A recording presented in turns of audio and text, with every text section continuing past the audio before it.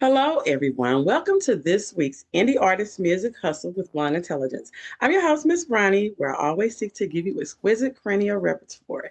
This week, we have a very special guest, Maxx, how do you say your name? Osama? Osama, yes, ma'am. Maxx Osama. How you doing today? I'm doing good. You? I am doing just fine. What we're going to do is let you take over and tell us a little bit about yourself. Well, I'm Maxx Osama, independent artist, man. I reside here in Tennessee, East Tennessee to be exact, man. And I just been on this journey working this music, man. You know, I also have a 9 to 5 where I cook, so I consider myself a cook both ways. I cook on beats and I cook in restaurants, which I work at a buffet style restaurant. So busy it's not enough hours in a day for me to do all the stuff I need to do, you know, but music is my passion. I love it. Way to express myself, form of therapy for me. And, you know, I just like giving people my life story. I don't have the time to write a book. It's a lot faster for me to do it on the beat. I got you. So, how long have you been an independent artist?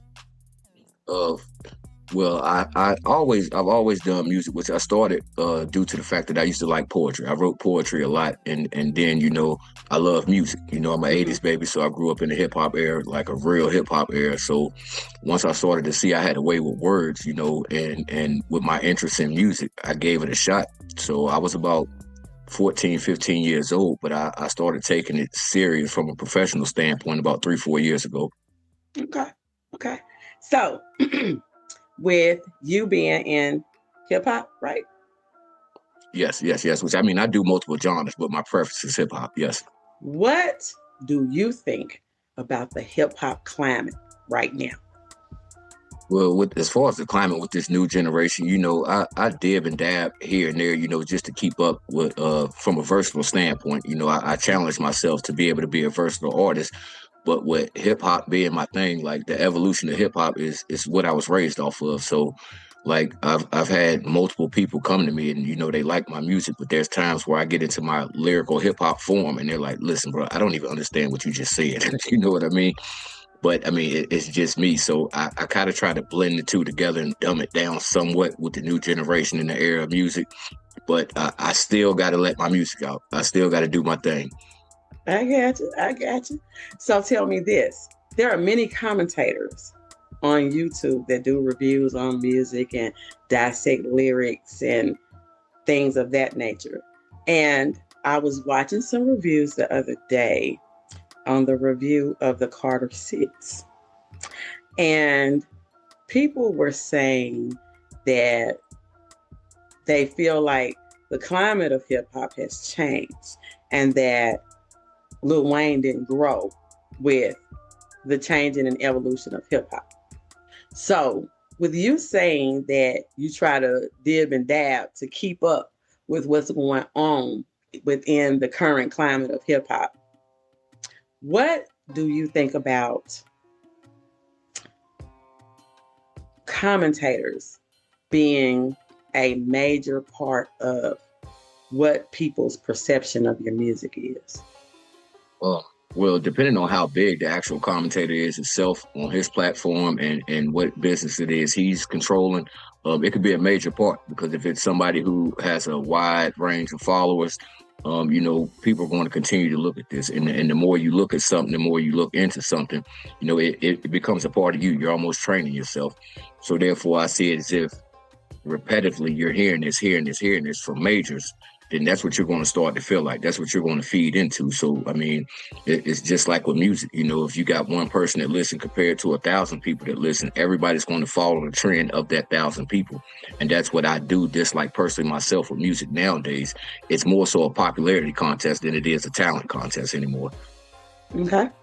On one of my shows, and we had some technical difficulties on, but on one of my shows, I interviewed an executive that was part of Interscope Records.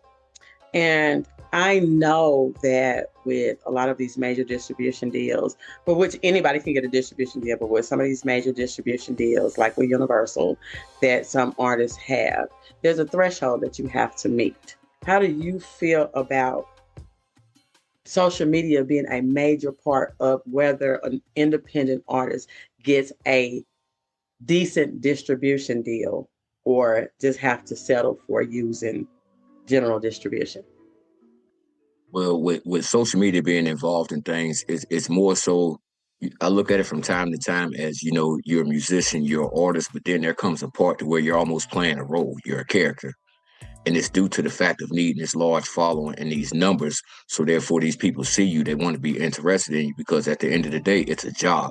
So with them expecting you to meet the expectations of a certain criteria, it's just like a job. If you work in production, you got to get this amount of things done, or they're going to let you go, or they're just not going to deal with you in any way, shape, or form. Which is why I challenge myself to touch multiple areas with music to be noticed, with the understanding that if it happens to land and say so not much as lyrical hip hop, that I'm still uh, qualified to do that. It may be more challenging for me, which is when creation becomes work, which I mean that's what we do, but more so when it comes to my preference, it's easy. Okay.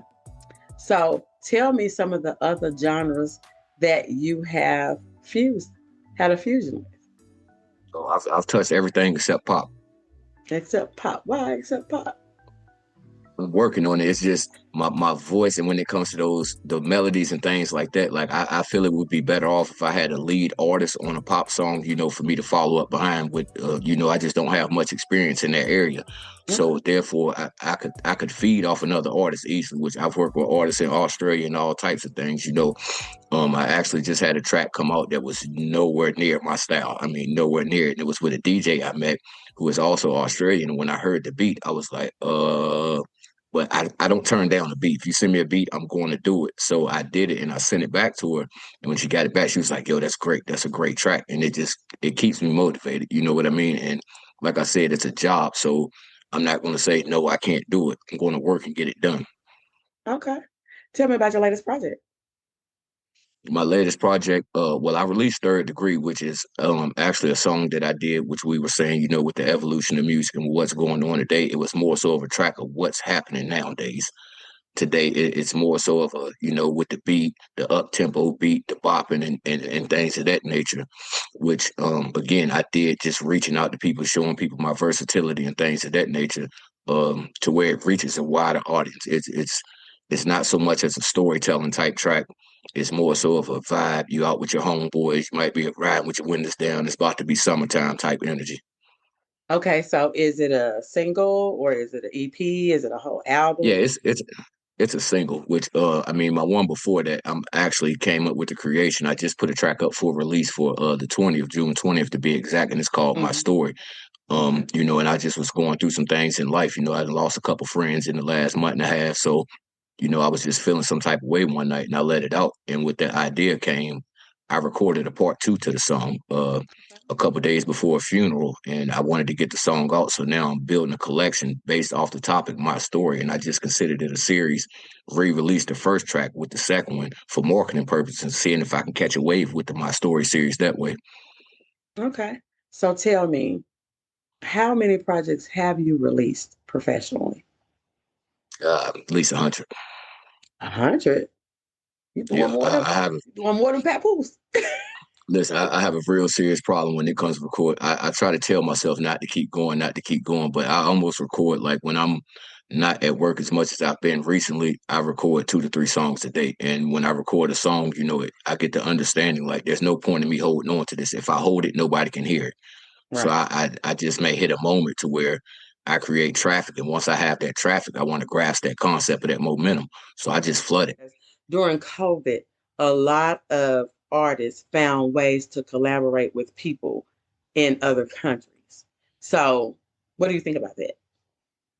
Well, it's a great move, and honestly, my number one move when it comes to that through a process is DJs. Mm-hmm. DJs. And when I first began, I met a lot of promoters just joining lives and having my music reviewed and things, which my very first fan base, reach wise, when I started to grow was UK. Like I Okay. have a lot of people that I talk to, people I do meetings with and things of that nature, and a lot of them are Mm-hmm. from London. A lot Mm-hmm. of them. Mm-hmm. Mm-hmm. So have you collaborated with anybody lately from the UK? Not from the UK. I honestly, I've had the Aussies in tune with me. Like I have an Australian female right now. She ain't been feeling too good. Just wait for her to get better and get back in the studio. And we got a collaboration on the way. Another guy, he's actually about to drop an EP, which he's from Australia as well. And he just asked me the other day to get on there with him. A couple guys. There's a guy in Florida that I deal with. He's a producer and things of that. He has his own little entertainment service, Shadow Works Entertainment, and we've actually been working on a project called The Heist. And we have artists from it's like 20 of us, and we're Okay. working a situation out to where we're shooting content and things of that nature and making single individual records and just collabing within the 20 people, but we're shooting it like a real heist. That's what I wanted you to tell me when I say, tell me a little bit about yourself. Business chemistry when you're doing a collaboration. How important is that to you? And I know that some artists can say, well, I record here and they record there, and we just go in as just work or whatever. But how important do you think it is to have natural business chemistry, such as how Megan Thee Stallion and Cardi B had it on WAP?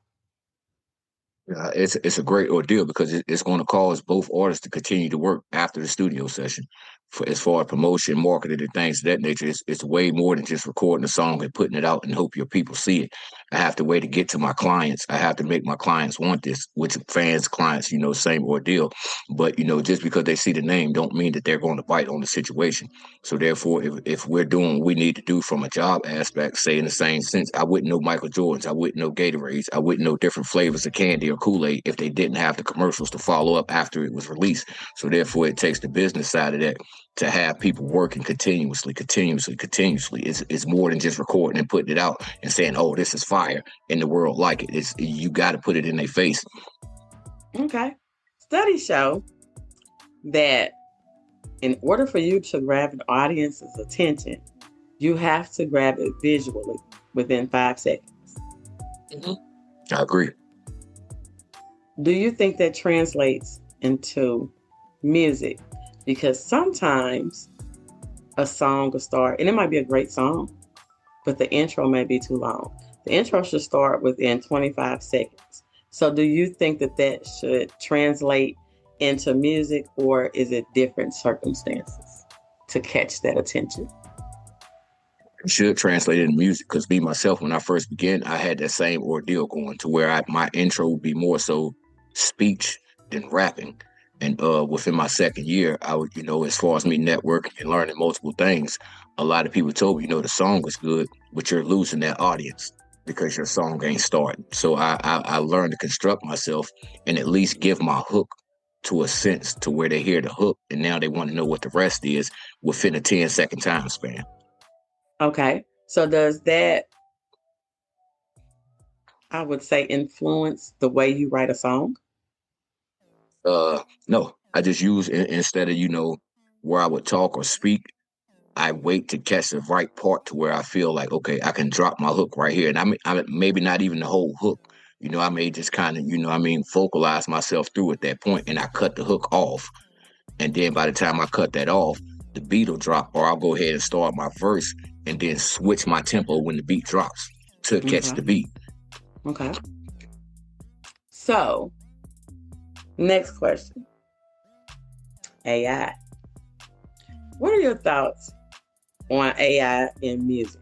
Now, the reason why I asked this question is because I may have the producer wrong. I think it's Timberland, and it may be somebody else that has an AI artist. And some people are not feeling that. And I understand the concept of it. But as a independent artist, as a creator, what do you feel about the trajectory of AI in music right now? AI to me is a dangerous type of thing, but I mean, it makes it more competitive. But my whole outlook on the whole ordeal, AI don't think for itself. You got to give it the words.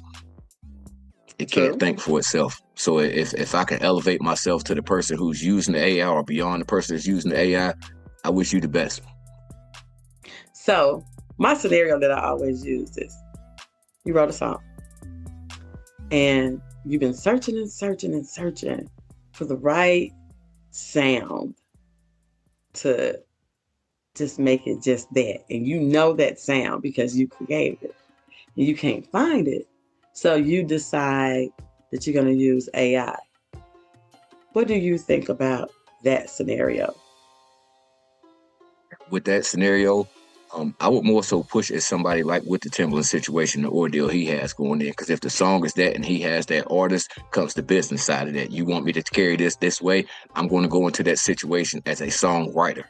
So therefore, I'm not just putting something out and then I have no claims, no format on it in no way, shape, or form. It comes off as you wrote the song possibly, or it's just an AI generated song, and my name will never touch the credits. So therefore, we got to have some form of agreement as far as business to have the understanding that, hey, I did this. Maybe you just sing better than me because I can't carry a note if you put it in my pocket. What about what's his name? Timberland's AI artist. How is that artist going to perform? Is that what we're looking forward to? It's going to have to go digital. It'll have to be holographic. There's no way around it. You know what I mean? So what There's is no that way, going to nothing do else he to can do. the real artist? How do you think What's that's going going to to make affect the real artist? It's gonna be a challenge. It's definitely gonna be a challenge, especially with the makeup of the artist, because I know what you're speaking on, but I haven't seen the image of this artist yet. You know what I mean?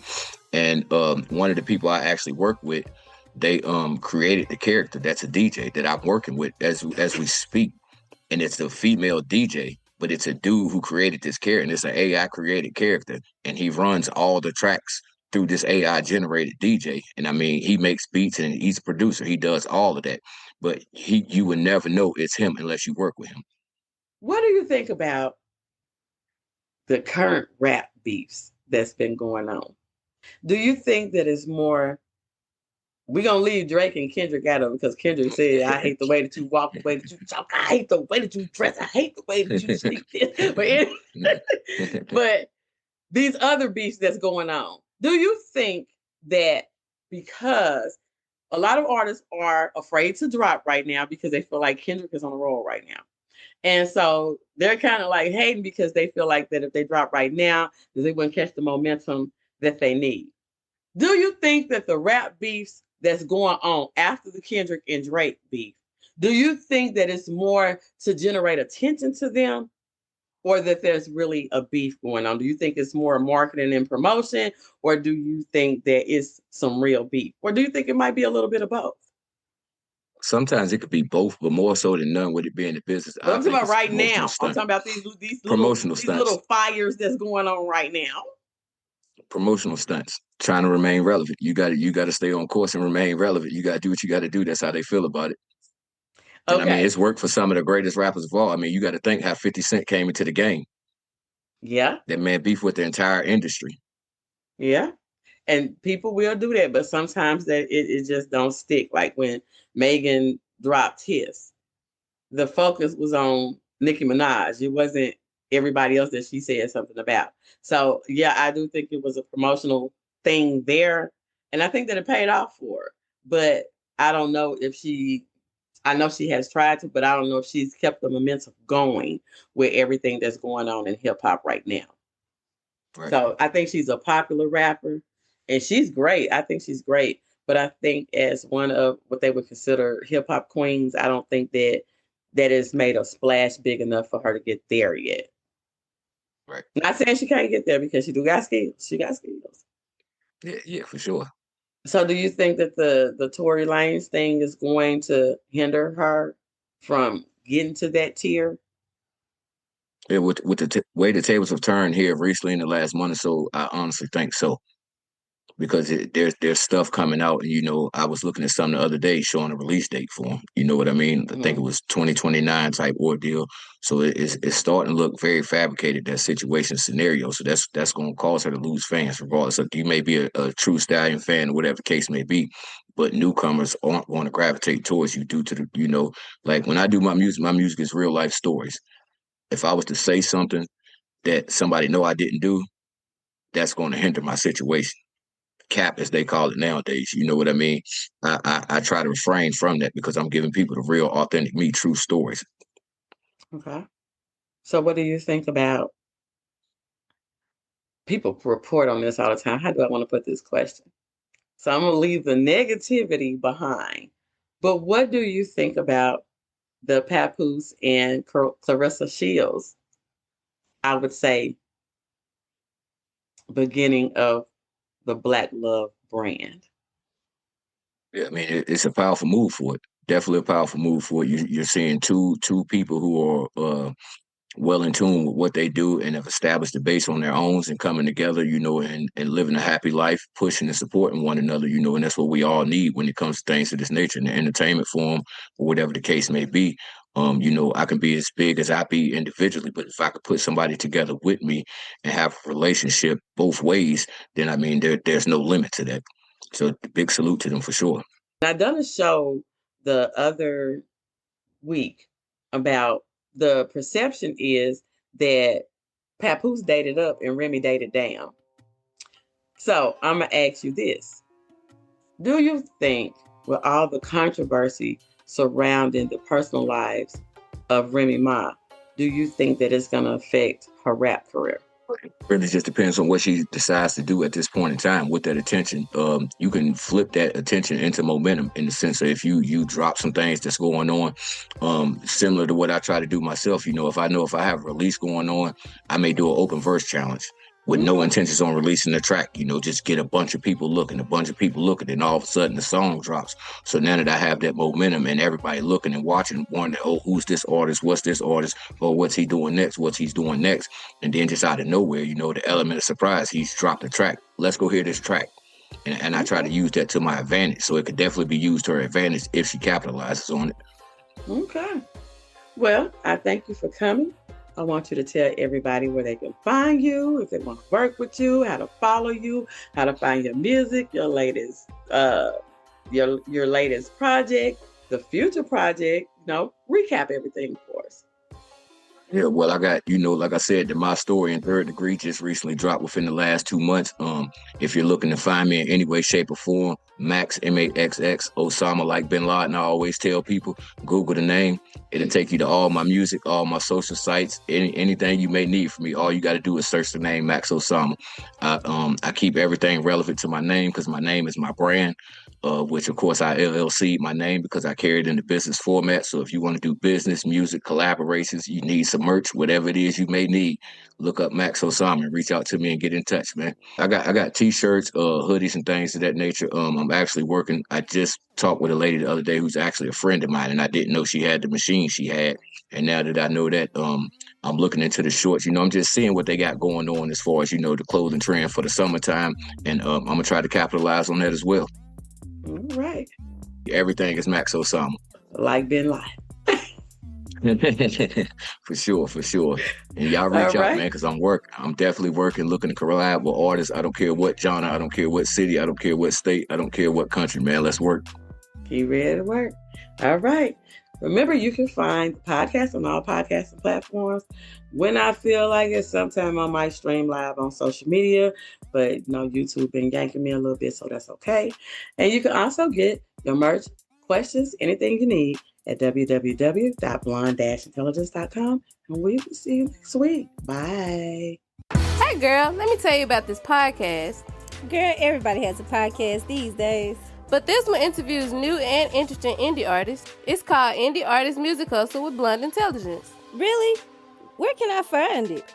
It's on all podcasting platforms, streams live on social media, and on rpentradio.com. What'd you say it was called again? It's called Indie Artist Music Hustle with Blonde Intelligence. Girl, I'm gonna have to check her out. Give it a check, girl.